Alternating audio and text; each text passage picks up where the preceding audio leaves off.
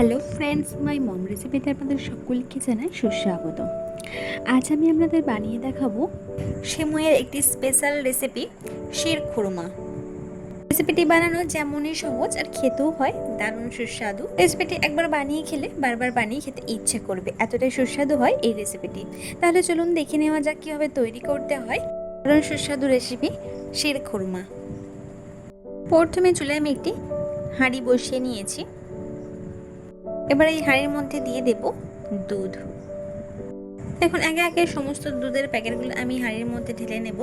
আমি এখানে 4 লিটার পরিমাণে দুধ ব্যবহার করেছি। দেখুন সমস্ত দুধগুলোই আমি হাঁড়ির মধ্যে ঢেলে নিলাম। দুধটাকে এবার ভালো করে ফুটিয়ে নেব। এদিকে দেখুন আমি ড্রাই ফ্রুটসগুলোকে ভালো করে ছোট ছোট করে কুচিয়ে নিয়েছি, টুকরো করে নিয়েছি। আমি এখানে ড্রাই ফ্রুটসের মধ্যে ব্যবহার করেছি কাজু, কিশমিশ, খেজুর, পেস্তা, কাঠবাদাম আর খুরমা। দেখুন সমস্ত ড্রাই ফ্রুটসগুলোকে আমি ছোট ছোট টুকরো করে নিয়েছি। এদিকে দেখুন ব্যবহার করছি কাস্টার্ড পাউডার। দুধটা অনেকটা গরম হয়ে এসেছে, এবার দুধের মধ্যে আমি দিয়ে দেব চিনি।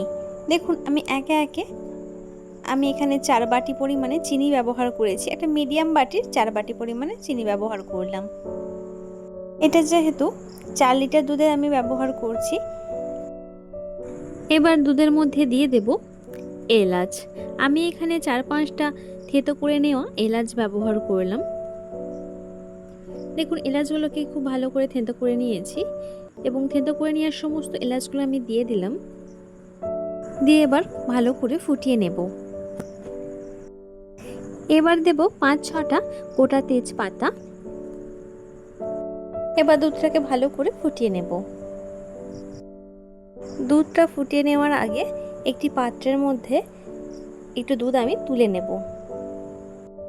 এবার এই পাত্রের মধ্যে যে দুধটা আমি তুলে রেখেছি এই দুধের মধ্যে দিয়ে দেব কাস্টার্ড পাউডার। আমি এখানে একটা গোটা কাস্টার্ড পাউডারই ব্যবহার করলাম। আমি যেহেতু 4 লিটার দুধের শিরখুরমা বানাচ্ছি তাই গোটা কাস্টার্ড পাউডারটা ব্যবহার করলাম।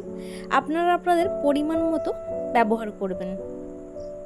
যে যেমন দুধে লিটার ব্যবহার করবেন সেই রকম অনুযায়ী আপনারা কাস্টার্ড পাউডারটা ব্যবহার করবেন। 1 লিটার দুধের জন্য 3 চামচ কাস্টার্ড পাউডার কিন্তু এনাফ। আমি যেহেতু 4 লিটার দুধের শিরখুরমা বানাচ্ছি তাই আমি 1 প্যাকেট কাস্টার্ড পাউডার ব্যবহার করলাম।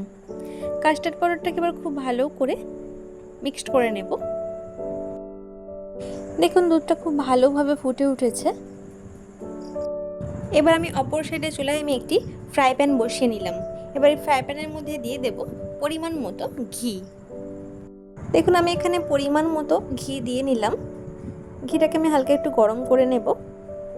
এবারে ঘিয়ের মধ্যে দিয়ে দেব আগে থেকে কেটে রাখা সমস্ত ড্রাই ফ্রুটস।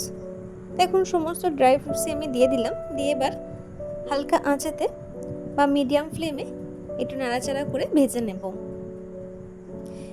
এইভাবে একটু নাড়াচাড়া করে ভেজে নিতে হবে। আপনারা খেয়াল করবেন ড্রাই ফ্রুটসগুলো যাতে পুড়ে না যায়, সেইভাবেই আপনারা ভেজে নেবেন।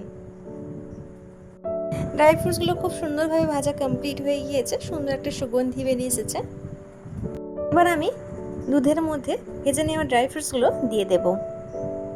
দেখুন সমস্ত ভেজে নেওয়া ড্রাই ফ্রুটসগুলো আমি দুধের মধ্যে দিয়ে দিলাম। দিয়ে এবার একটু নাড়াচাড়া করে নেব। অপর সাইডে চুলায় আমি আবারও ফ্রাই প্যানটা বসিয়ে নিয়ে তাতে পরিমাণ মতো ঘি দিয়ে নিলাম। ঘিটাকে আমি হালকা গরমও করে নিলাম। এবার দিয়ে দেব সেমই। সেমইগুলোকে এইভাবে হাতের সাহায্যে ছোট ছোট টুকরো করে ভেঙে নেবেন। সেমইটা দিয়ে নেওয়ার পর এবার আমি নাড়াচাড়া করে ভেজে নেব। মিডিয়াম টু লো ফ্লেমে সেমইটা ভেজে নিতে হবে। খেয়াল রাখবেন সেমইটা পুড়ে না যায়। এভাবে আলতো হাতে নাড়াচাড়া করে ভেজে নিতে হবে। সেমইটা ভাজতে ভাজতে ওপর থেকে একটু দিয়ে দেব খোয়া ক্ষীর।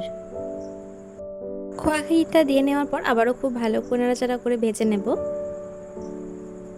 সেমইটা ভাজা কমপ্লিট হয়ে গিয়েছে। এবার দুধের মধ্যে সমস্ত ভেজে নেওয়া সেমইগুলোকে ঢেলে নেব। দেখুন সমস্ত সেমইগুলি আমি ঢেলে নিলাম। দিয়ে আবারও খুব ভালো করে নাড়াচাড়া করে ফুটিয়ে নেব।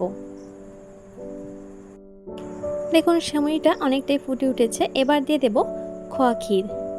আমি এখানে 200 গ্রাম মতো খোয়া ক্ষীর ব্যবহার করেছি। আর খোয়া ক্ষীরগুলোকে হাতের সাহায্যে দেখুন এইভাবে ছোটো ছোটো টুকরো করে ভেঙে নিয়েছি, বা গ্রেটারের সাহায্যে আপনারা গ্রেটও করে নিতে পারেন। খোয়া ক্ষীরটা দিয়ে নেওয়ার পর আবারও খুব ভালো করে নাড়াচাড়া করে মিক্সড করে নেব। এবার দেব আগে থেকে মিক্সড করে রাখা কাস্টার্ড পাউডার। আমি যে দুধের মধ্যে কাস্টার্ড পাউডারটা মিক্সড করে রেখেছিলাম সে সমস্ত কাস্টার্ড পাউডারের মিশ্রণটা দিয়ে দিলাম।